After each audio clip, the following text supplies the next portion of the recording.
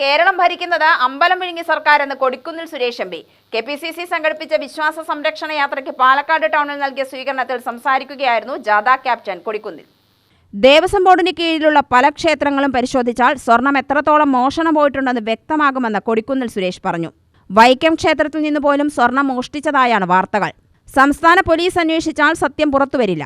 CBI പോലുള്ള കേന്ദ്ര ഏജൻസികളാണ് അന്വേഷിക്കേണ്ടതെന്ന് കൊടിക്കുന്നിൽ പറഞ്ഞു. വിശ്വാസികളുടെ മനസ്സിൽ മുറിവേൽപ്പിച്ച സംഭവമാണ് സ്വർണ്ണപ്പാളി മോഷണമെന്നും അദ്ദേഹം ആരോപിച്ചു.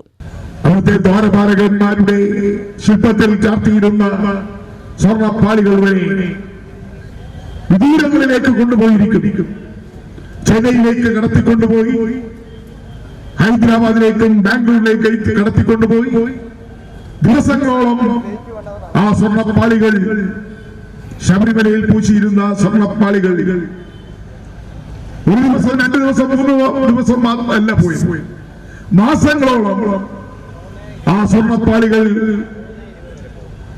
ശബരിമലയിൽ പൂശിയ സ്വർണ്ണപ്പാളികൾ കിലോഗ്രാം,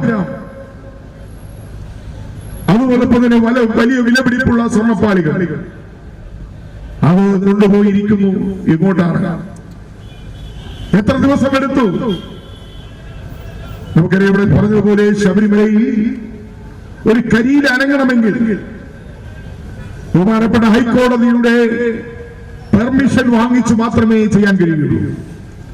എന്നാൽ ഈ സ്വർണ്ണപ്പാളികൾ ഇളക്കിക്കൊണ്ടുപോയതിന് ബഹുമാനപ്പെട്ട ഹൈക്കോടതിയുടെ അനുമതി വാങ്ങിയോ?